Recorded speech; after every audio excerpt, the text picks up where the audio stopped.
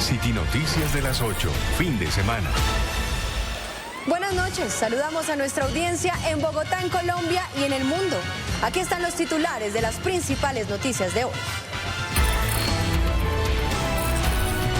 Titulares. Armados y disfrazados, así delinque una banda de atracadores en el sector de Álamos, en la localidad de Engativá. Los delincuentes se hacen pasar por trabajadores de una empresa de telefonía para recorrer el sector e identificar a las víctimas.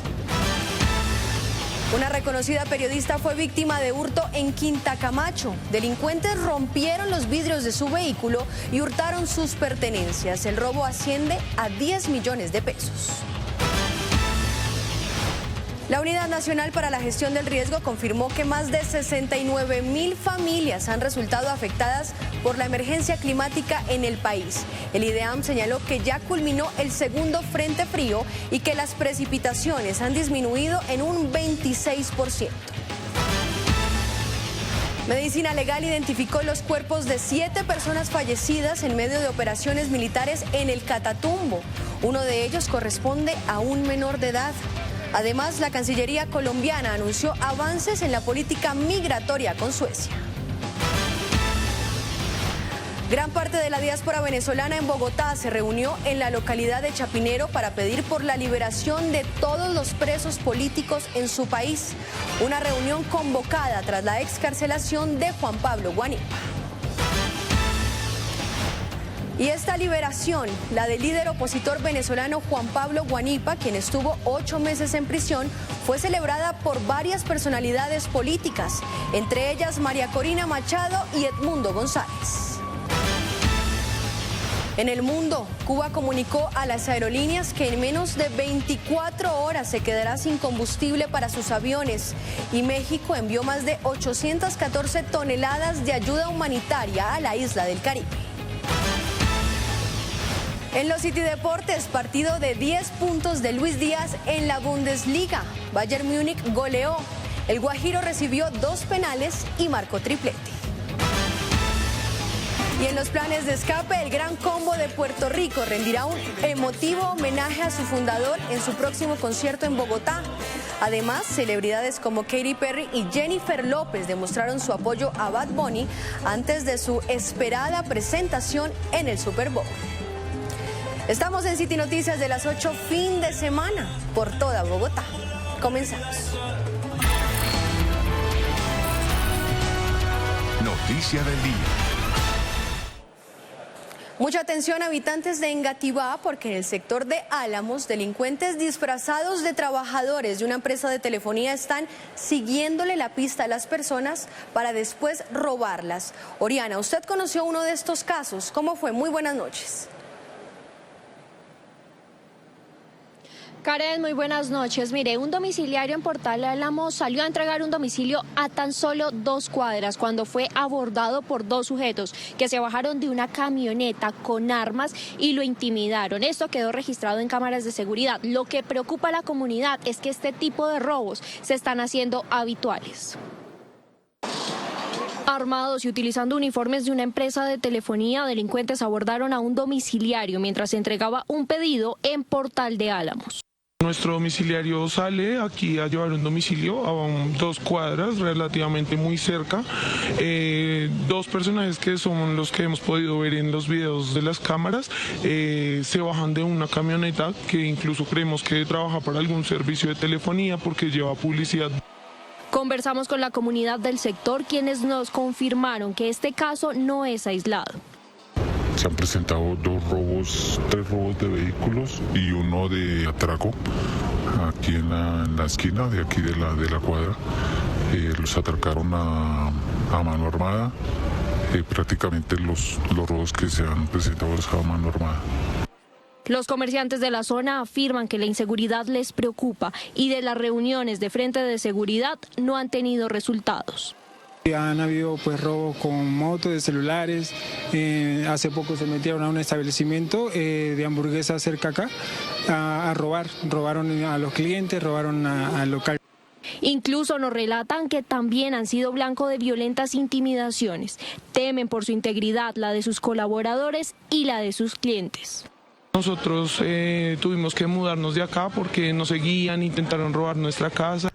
Denuncian, además de los hurtos, que algunos comerciantes han recibido extorsiones. Por eso piden a las autoridades que incrementen su presencia en el barrio.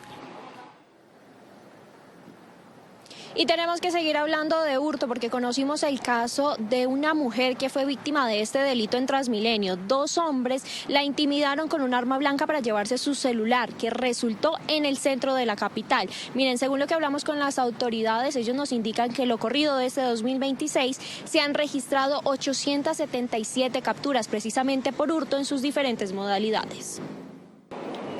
Con arma blanca, delincuentes hurtaron un celular en Transmilenio este viernes tras arrinconar a una mujer mientras se trasladaba en la ruta L81. Uno de ellos se acerca a ella, intenta raparle el teléfono, ella se defiende y el otro aparece con un arma blanca para intimidarla, para intentar agredirla y pues obviamente ya tiene que soltar el teléfono. Tras el hurto lograron ubicar el dispositivo en el centro de la capital.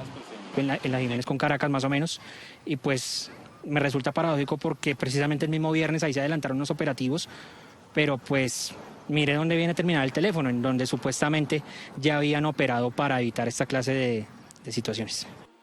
Y es que pese a que los celulares cuentan con geolocalización, dar con los responsables parece una tarea imposible. Pero lo más complejo es que la justicia colombiana hoy no tiene los mecanismos, las formas y las rutas para que la policía pueda actuar. Aunque se establezca con precisión en qué establecimiento se encuentra, ingresar no es tan fácil. Para poder ingresar a un bien inmueble local comercial se requiere una orden de allanamiento, es decir, que exista ya una investigación en curso para que el allanamiento tenga peso jurídico y además un piso de sustentabilidad operativa. Este negocio delincuencial es robusto, donde el ladrón es el eslabón más bajo y aunque esto inicia en las calles, con un raponazo, cosquilleo o atraco, puede terminar en Bogotá o incluso fuera del país. Comienza el desbloqueo, el desensamble, la venta y la comercialización de las partes del dispositivo que bloqueado difícilmente va a servir en el mercado local. De tal manera que esto se convierte en un crimen de escala internacional, siendo los principales países o destinos de los celulares robados como Ecuador, Venezuela y Perú.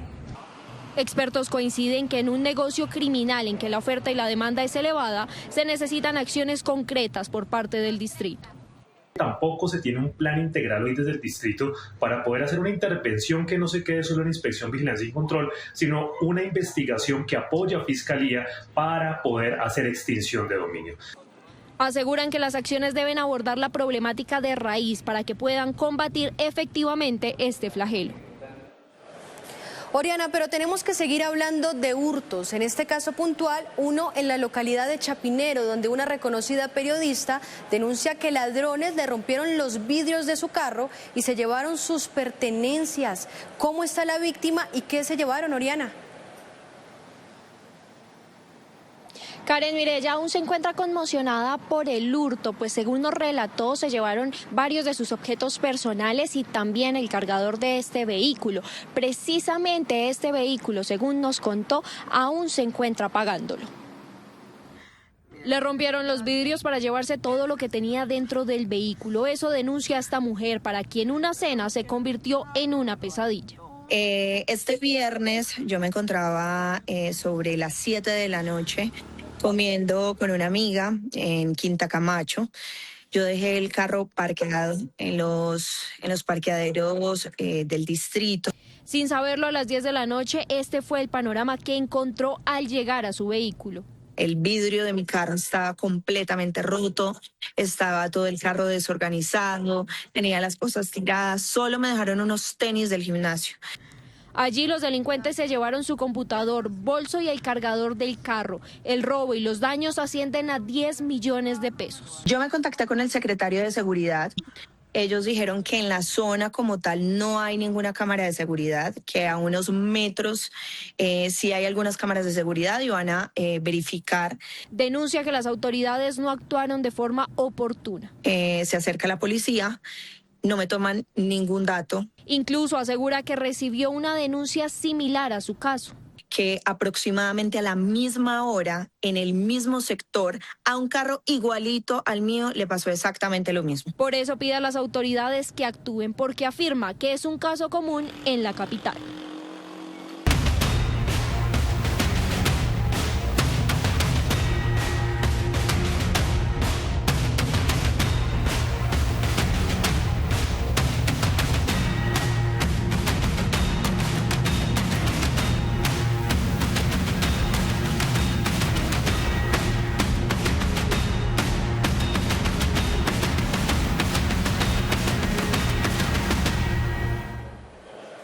Los habitantes de departamentos como Córdoba, Antioquia, Santander, Nariño y Bolívar continúan su esfuerzo por recuperar, o más bien por reconstruir, todo lo que las lluvias y el mal tiempo les quitó. Juan José, ¿cuál es la situación actual en estas regiones? Muy buenas noches. Karen, buenas noches. Pues son más de 69.000 familias las que siguen afectadas en todo el territorio nacional tras la contingencia climática que atraviesa el país. En Cartagena, por ejemplo, se alzó la bandera roja y se restringió el uso de embarcaciones en zona insular. Esto tras reportar olas de casi 2 metros de altura. Pero no todo son malas noticias, les tengo dos buenas. La primera es que el IDEAM reportó que las precipitaciones han disminuido en un 26% y que seguirán disminuyendo.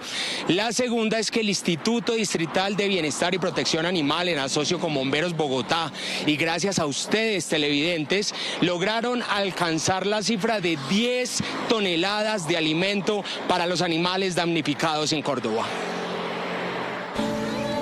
No han sido buenos días para las más de 69.000 familias afectadas por el fenómeno climático que atraviesa el país. Córdoba, Antioquia, Santander, Nariño y Bolívar han sido uno de los departamentos que más han azotado las lluvias y las inundaciones.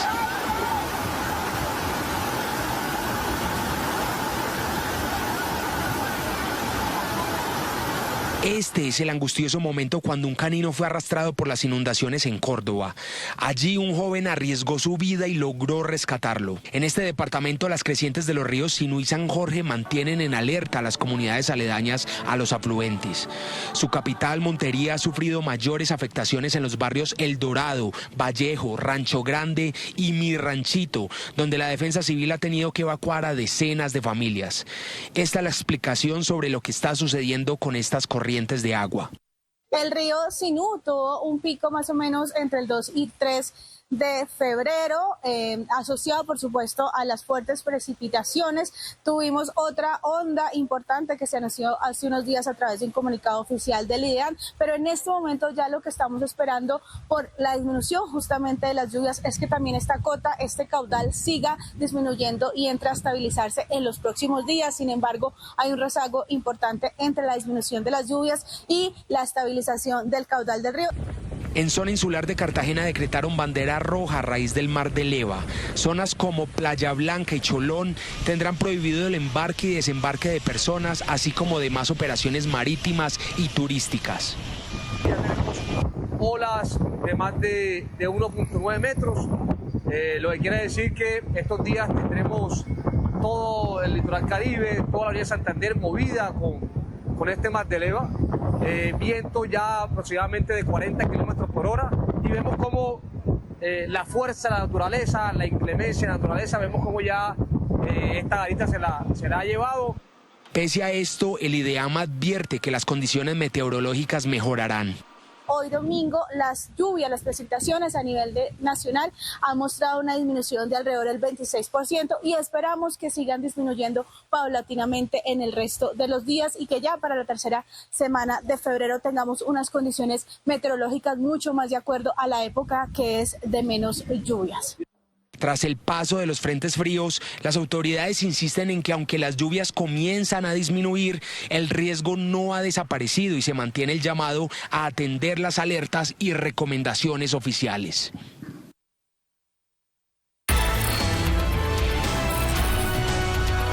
Tránsito. 8:14 minutos de la noche y nuestro periodista de tránsito y movilidad se trasladó hasta las inmediaciones a Candelaria La Nueva. Allí hay una falla semafórica que está generando caos vehicular. Por eso lo saludamos a esta hora de la noche. Juan Camilo, ¿qué está pasando allí? Muy buenas noches, Karen y televidentes. Los saludo desde la localidad de Ciudad Bolívar, específicamente en la avenida Calle 61 Sur con carrera 41 bis. Lo que podemos ver es que hace aproximadamente 2 horas esta falla semafórica persiste y ha complicado el tránsito vehicular a lo largo de la noche. Sin embargo, en este momento está un poco más suave de lo que se registró en su momento. Asimismo, Karen, le quiero contar que el día de hoy tuvimos la oportunidad de hablar con el gremio de los transportadores, el gremio de los camioneros, quien mostró una inconformidad por una supuesta comunicación que tuvo con el gobierno del Ecuador al afirmar que camiones del Ecuador van a entrar a Colombia para comercializar productos. Ellos dijeron que si esto llega a ser así, podrían recurrir a movilizaciones.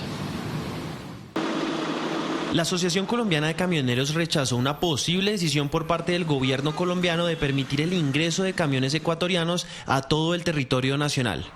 Pues infortunadamente nos vinimos a enterar que el gobierno colombiano está entregándole el trabajo al gobierno ecuatoriano, el trabajo a los camioneros, por un contacto de parte ecuatoriana, más no por el gobierno colombiano, ni la Cancillería, ni lo que es debido, que el medio de comunicación con nosotros es la señora ministra María Fernanda Rojas. El gremio advierte que el transporte directo ya ha generado en el pasado monopolios empresariales y ha facilitado actividades ilegales como el contrabando, el narcotráfico y la trata de personas. Nunca ha habido reciprocidad durante el tiempo que hubo un transporte directo y por lo tanto, ¿qué va a suceder? Que las mismas 3 empresas anteriores que trabajaban y monopolizaron todo, le van a quitar el trabajo tanto al camionero tradicional ecuatoriano como al colombiano. La ACC también denunció que no han tenido un espacio propicio para conversar la situación con las autoridades a cargo y no descartan inmovilizaciones en caso de que camiones del Ecuador ingresen al país. La gente sí se siente afectada, está ya organizándose en el sur del país, el Cauca también, para inmovilizar los vehículos. Por su parte, el gobierno nacional no se ha pronunciado sobre el comunicado de los transportadores y tampoco ha firmado públicamente su convenio con el gobierno del Ecuador.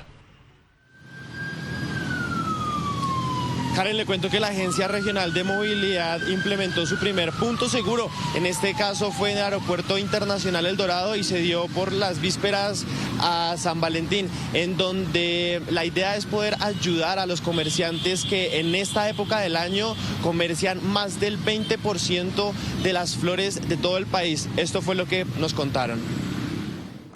La Agencia Regional de Movilidad realizó su primer punto seguro regional en el terminal de carga del Aeropuerto El Dorado, dirigido a conductores de carga de flores con apoyo de entidades públicas y privadas. Hoy en el punto regional seguro de la calle 26. Dada la coyuntura de San Valentín, que es el 14 de febrero, hoy quisimos apostarle a generar pedagogía a los transportadores de carga, asimismo a los trabajadores que se movilizan a diario en bicicleta, moto u otros medios de transporte. La jornada se desarrolló en la temporada de San Valentín, cuando Colombia exporta cerca del 20% de sus flores, movilizando unas 65.000 toneladas hacia mercados como Estados Unidos. Es un espacio que lideramos desde la Agencia Regional de Movilidad con el fin de generar espacios e iniciativas de pedagogía a todos los actores viales que hacen parte de los corredores regionales. En esta ocasión estamos en la calle 26 y es un espacio que estamos articulando en este momento con la Secretaría Distrital de Movilidad, la Agencia Nacional de Seguridad Vial, la Dirección de Tránsito y Transporte de la Policía Nacional, OPAIN, IDIPIVA, la Cámara de Comercio de Bogotá y Azopol Flores. El espacio incluyó capacitaciones en seguridad vial y autocuidado, impactando a 681 personas de la cadena logística. En el municipio de Soacha, 2 empresas fueron cerradas por la CAR por no contar con una licencia ambiental. Según la CAR, la afectación principal y directa del recurso del aire fue fundamental para poder determinar esta sanción. Las empresas fueron cerradas y no contarán con una licencia hasta nueva orden. Según ellos, también tenían unos hornos los cuales no contaban con los respectivos permisos ambientales y esto también generaba una afectación al suelo.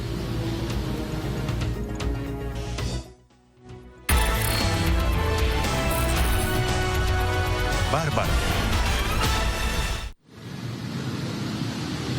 Karen, le cuento que en la localidad de Suba pudimos ver al verdadero Bárbaro, un conductor del SITP que atropelló en repetidas ocasiones a un Chevrolet Aveo gris. Hasta el momento Transmilenio ya se pronunció al respecto sobre esta situación y mencionó que rechaza contundentemente la actitud de este conductor.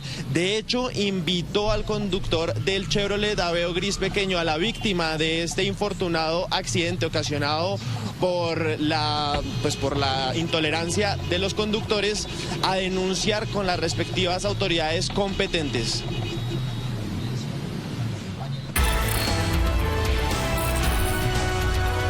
Local.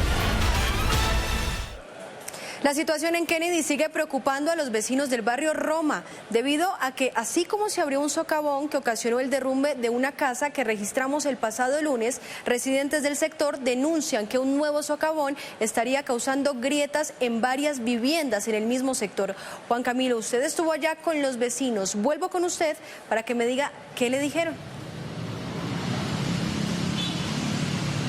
Karen, estuvimos en Kennedy, justamente en el barrio Roma, en donde el día lunes lo pudimos ver todos, que ya evacuaron 10 casas en esa cuadra debido a un socavón. Pues le cuento que esta misma comunidad denunció que se creó otro socavón justo en la cuadra contraria, en donde temen que sus casas se agrieten y se caigan, igual que la casa que ya se derrumbó el lunes pasado. Lo que nos han dicho es que hasta el momento no han tenido una respuesta contundente de las autoridades con respecto a esta situación y esperan poder recibir tanto estudios de sus casas como una posible indemnización. Vecinos del barrio también denunciaron que hay otro socavón a tan solo 6 casas de donde ya ocurrió el primer derrumbe. Ese socavón ya fue tapado por el acueducto y se encuentra aquí, pero para los vecinos sigue representando riesgos, ya que sus casas se comenzaron a agrietar. O sea, nos desalojaron completamente, pero solo nos han informado del tema de lo de las ayudas que no se han gestionado todavía. El alcalde Galán dijo que no hay problema, que están todas las entidades pertinentes. Le preguntó al ingeniero encargado del IDIGER que no, que se va a cambiar la línea del acueducto porque colapsó. Estos son tubos de hace más de 50 años, como 56 años. Entonces que la línea se iba a cambiar toda hasta la 79G. City TV ya se trató de comunicar con las autoridades competentes, tanto con la alcaldía como con el IDIGER, como con el acueducto, pero no ha recibido respuestas sobre los estudios y sobre las posibles soluciones e indemnizaciones que le puedan dar a los vecinos de esta casa. Pues lo único que han dicho con respecto a los estudios de la casa, que es algo que lleva su proceso y que está demorado, que toca esperar porque son las condiciones. Y nada, en pocas palabras no han dicho nada, simplemente yo veo que son pañitos de agua tibias con respecto a eso, pero no vemos ninguna respuesta. Nacional. Actualizamos las noticias del país. En Valle del Cauca, la Policía Nacional capturó a 2 presuntos cabecillas de una red criminal transnacional. Sofía, usted tiene más detalles. Karen y televidentes, muy buenas noches. Estas 2 personas eran requeridas por las autoridades chilenas y son señaladas de conformar la empresa, una organización criminal dedicada al gota a gota y la extorsión. Más noticias nacionales a continuación. Medicina Legal informó sobre la recepción de los cuerpos de 7 personas fallecidas en las operaciones militares llevadas a cabo en la región del Catatumbo.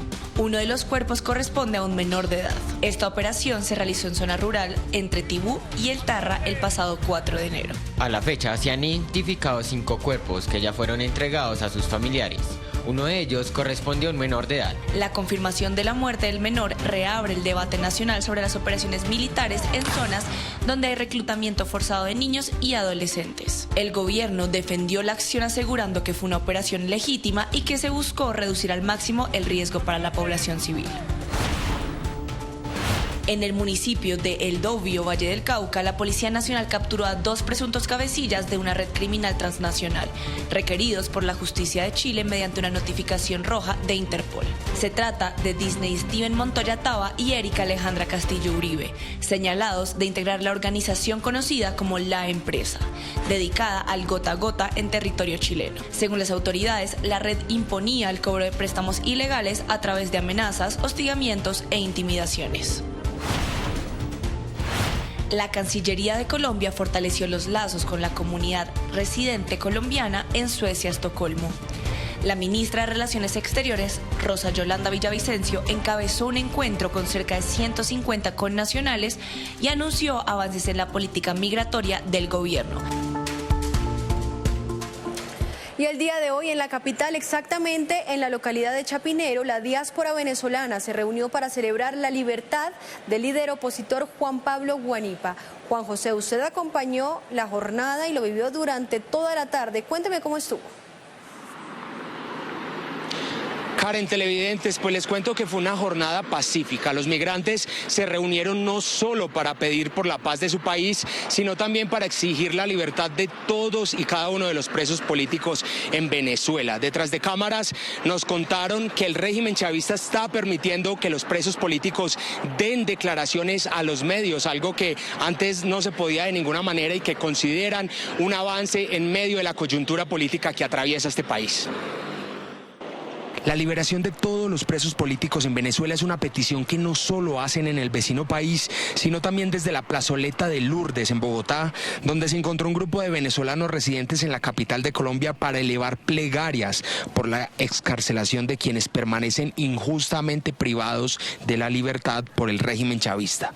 Nosotros somos un grupo de venezolanos pertenecientes a diferentes organizaciones políticas, a organizaciones de la sociedad civil, concentrados el día de hoy principalmente para conmemorar, por supuesto, las excarcelaciones que se han presentado el día de hoy en el país, pero también para alzar la voz, porque todavía siguen muchos venezolanos detenidos en centros de detenciones dentro de Venezuela y nosotros lo que pedimos es que sean todos liberados. 25 excarcelaciones en las que hoy damos gracias a Dios por tenerlos con nosotros, a estos ciudadanos que son inocentes y que nunca debieron ser encarcelados, nunca debieron ser secuestrados por el Estado solo por pedir una Venezuela libre y por pedir una Venezuela en democracia. La actividad no solo tuvo acogida en Bogotá, sino también en otras ciudades de Colombia como Cúcuta, Cali y Palmira, y en otras ciudades del mundo como Londres, Panamá, Lima y Frankfurt, desde donde otros venezolanos pidieron también por la paz en su país. Estos eventos se dan en medio de la alegría del pueblo venezolano tras la excarcelación del líder opositor Juan Pablo Guanipa. Juan Pablo Guanipa fue el gobernador del Estado Zulia y fue la persona que no se quiso arrodillar ante Nicolás Maduro en su momento y es el segundo líder de mayor importancia en Venezuela después de María Corina Machado. Acompañó a María Corina a girar todo el país en las elecciones del 28 de julio y antes de eso, y por ende nos regocija muchísimo que uno de nuestros principales líderes esté en libertad, donde nunca mereció estar secuestrado. En medio de la diáspora, los migrantes enviaron un mensaje al régimen. Se abran las puertas de todos los centros de detención en Venezuela, que por fin pueda ser cerrado el helicoide, que es un centro de tortura, y que todos los venezolanos que han sido injustamente detenidos solamente por defender la libertad, por alzar la voz, por luchar y exigir un país libre, han sido arbitrariamente detenidos. Los participantes reiteraron que mantendrán este tipo de concentraciones de carácter pacífico y simbólico e hicieron un llamado a la comunidad internacional para que no retire la mirada sobre la situación de derechos humanos en Venezuela y acompañe las exigencias de libertad, justicia y democracia en este país.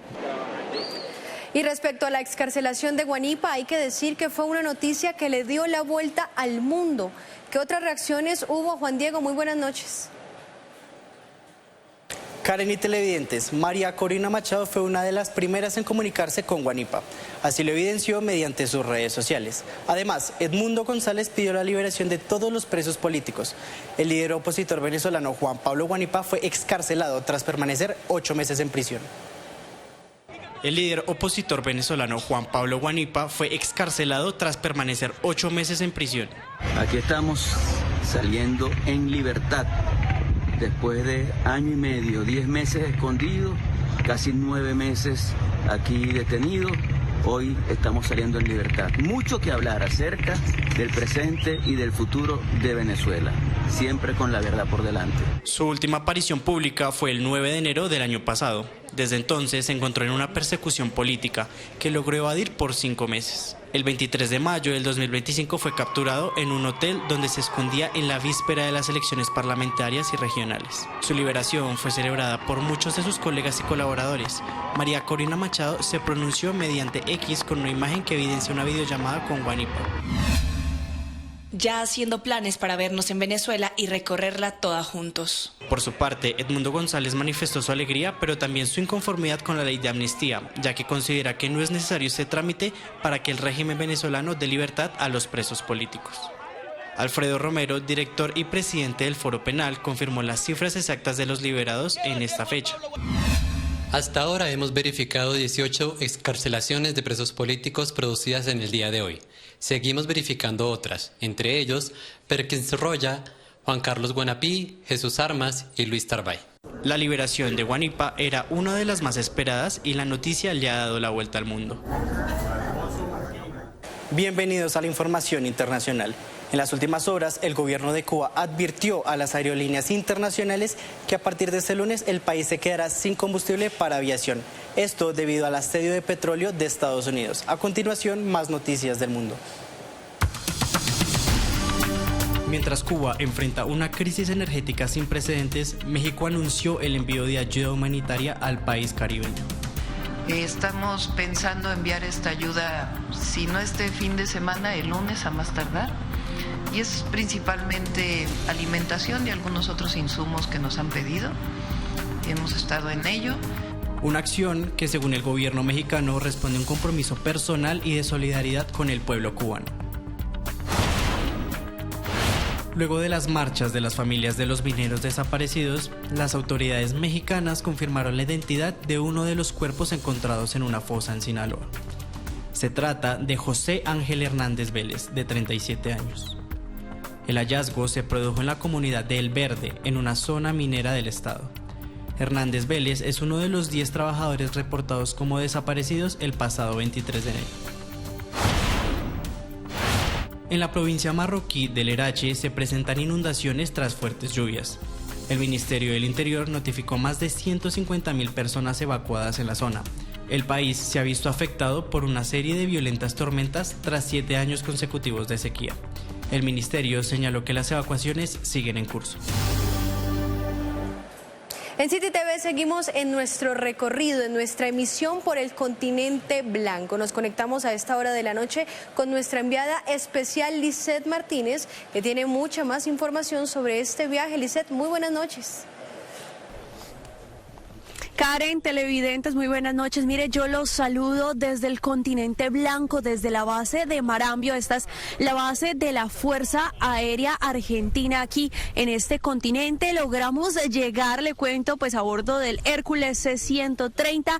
Allí, pues se trajo uno de estos proyectos que adelanta la Fuerza Aeroespacial. Estamos hablando del hábitat científico análogo espacial. Yo me encuentro justamente con el teniente coronel Rodríguez. Pues cuéntenos un poco de lo que es ya haber tocado el continente blanco, haber logrado traer este proyecto y lo que serán esos 10 días de confinamiento por parte de ustedes, 3 científicos, durante este lapso de tiempo. Gracias. Básicamente es una experiencia importante, sensacional estar acá. Es otro de los hitos que se cumple en el proyecto, poderlo diseñar, construir, ya traerlo en este momento acá. Es parte de esa segunda instancia en la cual estamos ya trabajando. Se logró, se instaló ya en el punto. Ahora el siguiente paso es poderlo armar, ponerlo a punto con todas las condiciones que se debe tener, y ya la siguiente fase es probarlo. Muchísimas gracias. Y es que les cuento, son en total entonces 4 proyectos que se instalarán aquí en el continente blanco, proyectos que ya están en marcha, con los que se espera marcar no solamente pues un hito para el país, sino también para Latinoamérica, logrando pues tener un espacio para que se haga ciencia desde el continente blanco. Sigan ustedes con más City Noticias del fin de semana.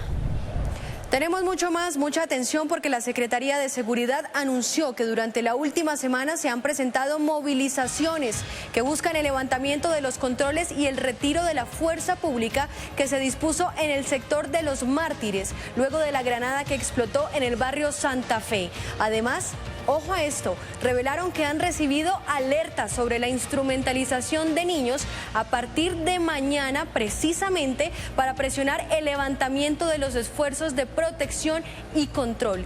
Piden entonces la presencia del Instituto Colombiano de Bienestar Familiar en el sector a partir de mañana a las 6 de la mañana. A continuación, escuchamos las declaraciones del secretario de Seguridad. Durante la última semana ha habido algunas manifestaciones que buscan levantar estos controles, que buscan proteger las personas, y en el desarrollo de esas movilizaciones hemos tenido alerta de que mañana pueden ser conducidos menores de edad y niños a los corredores de la Avenida Caracas y la calle 26 con miras a obstaculizar el tránsito.